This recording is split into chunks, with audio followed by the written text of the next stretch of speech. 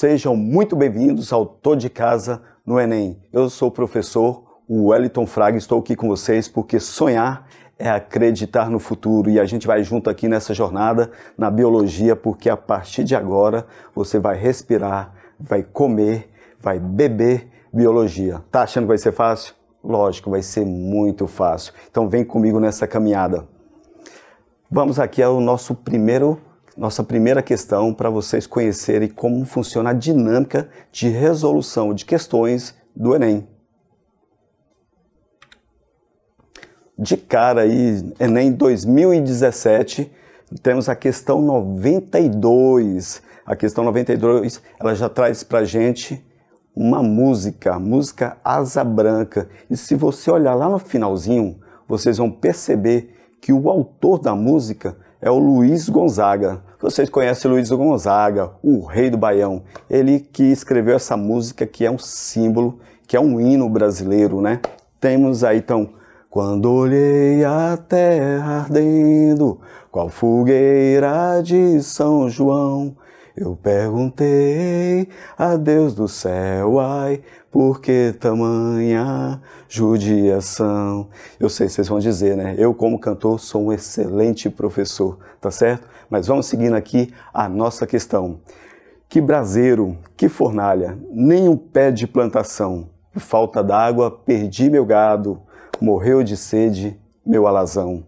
Até mesmo a asa branca bateu asas do sertão. Então se eu disse, adeus Rosinha, guarda contigo meu coração. Então esse é um poema do nosso sertão brasileiro, do Nordeste brasileiro, tá certo? Então vamos ver o que a questão vai explorar em cima dessa música. Mas antes, eu quero trazer aqui para vocês alguns dados muito importantes com relação à origem do nosso produtor, né, Luiz Gonzaga. Temos aqui um mapa que mostra a precipitação acumulada no ano, realizada durante o período de 1961 a 1990. Se vocês olharem aí no mapa, observem aí, vocês vão ver que ele tem diversas cores e essas cores expressam o nível de precipitação pluviométrica da região, ou seja, do nosso Brasil, tá certo? Temos aí uma cor mais verde, que tem uma precipitação de 2.100 milímetros. Temos aí uma parte mais azul, que fica aí mais no extremo norte do Brasil, tá certo? Que temos uma precipitação de 3.300 milímetros. E temos aí uma parte vermelha, que vocês vão conseguir identificar no mapa, que tem um índice de precipitação muito, mas muito baixo, ficando em torno aí de 600 a 700 milímetros. Tá certo? Então, se vocês olharem aí o extremo norte do Brasil, que temos 3.300 milímetros de precipitação anual para essa região que nós temos aí, está destacado em vermelho, tem até um pontinho assim mais rosa para destacar lá no vermelho, a precipitação ela chega a apenas 700 milímetros de chuva por ano, tá certo? Então, vamos aí continuando. Aqui eu trouxe para vocês uma imagem da caatinga, que é a vegetação característica da região do Nordeste, ou seja, do sertão nordestino, né? Essa região que é muito, que sofre muito pela falta d'água. Se a gente analisar aí aquela questão da precipitação, que nós temos apenas 700 milímetros por ano, então é uma vegetação totalmente adaptada a este tipo de condição climática, tá certo? Então é uma vegetação que nós temos grandes índices de arbustos, né, que são árvores que não são de grande porte. Temos aí como característica fundamental a presença de cactos, né? Temos aí dentre eles aí um muito conhecido que é o mandacaru. Então, nós temos todo esse cenário diante das condições climáticas e principalmente de chuvas da região, tá certo? Então, eu acho que aí já deu para você ter uma noção do que essa questão ela vai explorar. Então, vamos lá? Seguindo aí? O bioma brasileiro retratado na canção é caracterizado principalmente por... Bom, ele não falou que era caatinga lá na canção. Então a gente já tem que deduzir que a caatinga, ela é a vegetação característica da canção.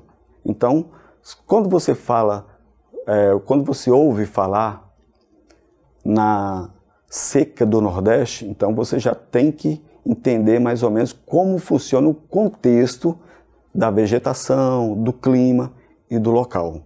Então ele dá as seguintes opções para a gente aí. Opção A, índices pluviométricos baixos. Opção B, alta taxa de evapotranspiração. Opção C, temperatura de clima temperado. Opção D, vegetação predominantemente epífita, olha só, epífita. E opção E, migração das aves no período reprodutivo. Então pensa aí, qual seria a opção que você marcaria nessa questão? Marcou aí, pensou? Então vamos discutir agora cada uma. Vamos aí de trás para frente. Vamos à opção E, migração das aves no período reprodutivo. Bom, ele não está falando da questão das aves, muito menos do seu período reprodutivo. Então ele está citando e dando um outro contexto para a questão. No caso, ele está explorando a falta de quê? De chuva, né? Então não está envolvido aí diretamente com a opção E. Vamos à opção D, vegetação predominantemente epífita.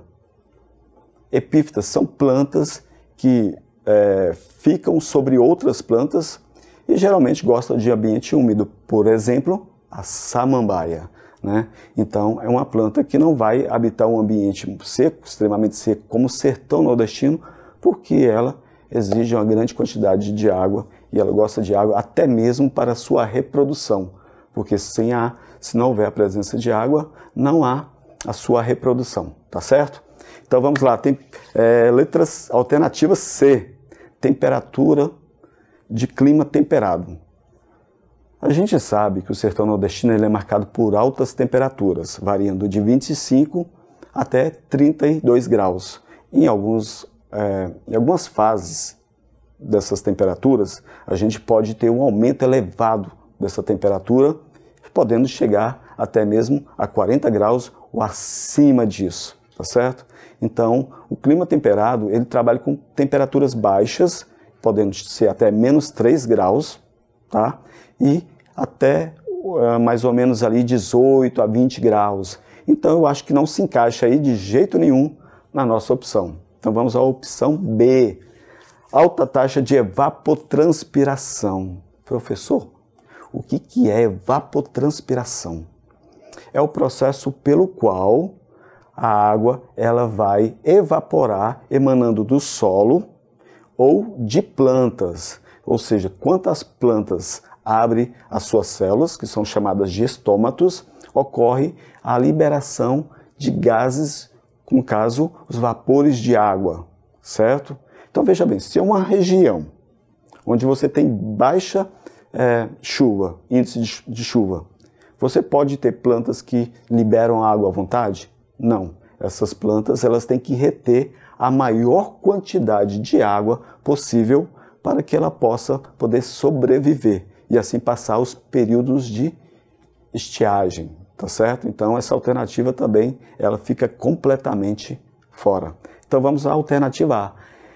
Índices pluviométricos baixos. Então eu acho que essa aqui é a nossa alternativa. Ou seja, está dizendo aqui para a gente que nós temos pouca chuva, né? Então na região a gente tem em média de 3 a 4 meses apenas com chuvas. Lembrando que não são grandes quantidades de chuvas, né? Então, apesar do pouco tempo de chuva que a gente tem na região, essa chuva ainda ela é quase escassa, tá? Com baixo índice pluviométrico, tá certo? Alguns estudantes perguntam por que a biologia é tão difícil, tem esses nomes complicados. Mas é isso que é o charme da biologia. Se você não conhecer esses nomes, você tem que procurar conhecer para você entender o significado e compreender a totalidade do texto ou da questão, no caso, que você está aí pesquisando ou estudando, tá bom? Então fica de olho nisso aí. Essa é uma dica para vocês se darem muito bem nas questões do Enem, tá certo? Vamos à nossa próxima questão. Enem 2017, questão 102. Para a reprodução de adubo caseiro, compostagem, busca-se a decomposição aeróbica. Olha aí, presta atenção que eu até destaquei a palavra decomposição aeróbica. Isso aí vai fazer um grande efeito lá na frente, tá certo? Presta atenção. Que produz menos mau cheiro. Seguindo estes passos, nós temos aí uma sequência para poder realizar esse processo. Então, na sequência 1, temos: reserve um recipiente para depositar o lixo orgânico e monte a composteira em um local sombreado. Vamos aí ao passo 2. Deposite em apenas um dos lados da composteira o material orgânico e cubra-o com folhas. Essa informação é importante, ó. Deposite em apenas um dos lados da composteira o material orgânico e cubra-o com folhas. Passo 3. Regue o material para umedecer a camada superficial. Passo 4. Proteja o material de chuvas intensas e do sol direto, tá certo? Então vamos ao último passo aí, que diz o seguinte: de 2 em 2 dias, transfira o material para o outro lado para arejar. Ó, essa palavrinha aí, arejar, ela vai ser importante na frente. Em cerca de 2 meses o adubo estará pronto, tá certo? Então temos aí 5 passos que vocês devem seguir para poder fazer a compostagem do material orgânico. Que vocês podem utilizar aí restos de comidas, quer fazer um adubo aí, para fazer uma hortinha orgânica em casa, para poder ter os produtos sempre fresquinhos. Então vocês podem seguir esses passos e produzir a composteira de vocês, tá certo? Mas vamos à pergunta. Dos procedimentos listados, o que contribui para o aumento da decomposição aeróbica é então, a alternativa 1 é o passo 1, a alternativa B é o passo 2, a alternativa C é o passo 3, a alternativa D, o passo 4, ou a alternativa E, o passo 5. Para vocês, pensa aí, qual seria desses passos aí que vai favorecer a decomposição aeróbica? Pensaram aí, responderam? E aí, o que vocês marcaram? Diz para mim. Isso, vamos lá, é o passo 5. Por quê? A partir do momento que eu pego esses produtos que estão em decomposição e jogo para o outro lado da composteira, eu vou permitir a aeração. O que a aeração é? É a circulação de oxigênio nesse meio. Então, a partir daí, eu tenho a presença de oxigênio. Então, voltando lá no enunciado, onde eu destaquei decomposição aeróbica. O que é a decomposição aeróbica? É quando a matéria ela sofre decomposição, ou seja, você tem moléculas grandes que são quebradas em moléculas menores. E isso acontece, no caso, na presença de oxigênio. Agora, se fosse anaeróbica, aí seria outro processo, sem a presença de oxigênio, tá certo? Então, a presença de oxigênio ela é muito importante nesse processo de decomposição, porque a partir daí os micro-organismos vão obter energia e vão poder se alimentar aí dos restos dos alimentos, transformando e disponibilizando esses nutrientes aí para o solo ou para a sua planta aí, na sua hortinha que você vai fazer aí e vai chamar a gente depois para poder comer aquele alface, né? Uma comida temperada aí com cheiro verde, tá certo? Beleza? Vamos então à nossa próxima questão. Enem 2017, questão 105. O Conselho Nacional do Meio Ambiente, CONAMA, estabelece os limites máximos de chumbo, cádmio e mercúrio para as familiares pilhas e baterias portáteis, comercializadas no território nacional e os critérios e padrões para o seu gerenciamento ambientalmente adequado.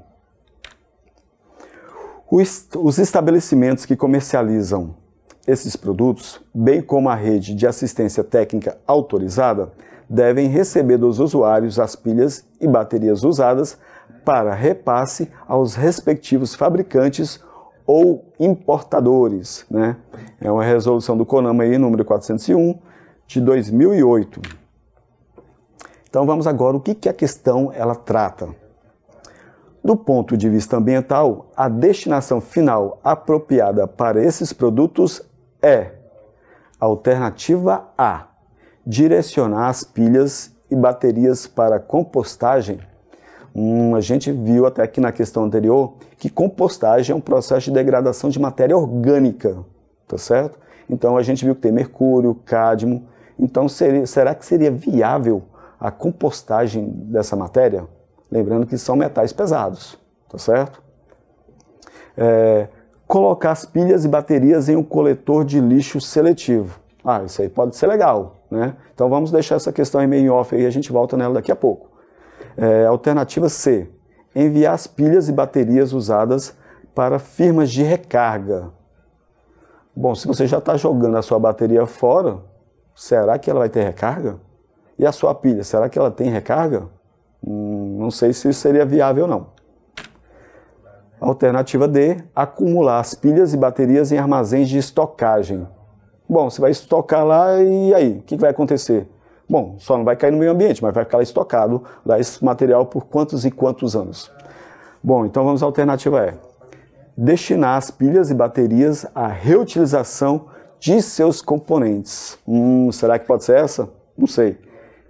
Eu estou na dúvida. O que vocês marcariam? Diz aí para mim. Você marcou a alternativa B? Colocar as pilhas e baterias em um coletor de lixo seletivo? Seria uma alternativa boa, mas não é essa a alternativa.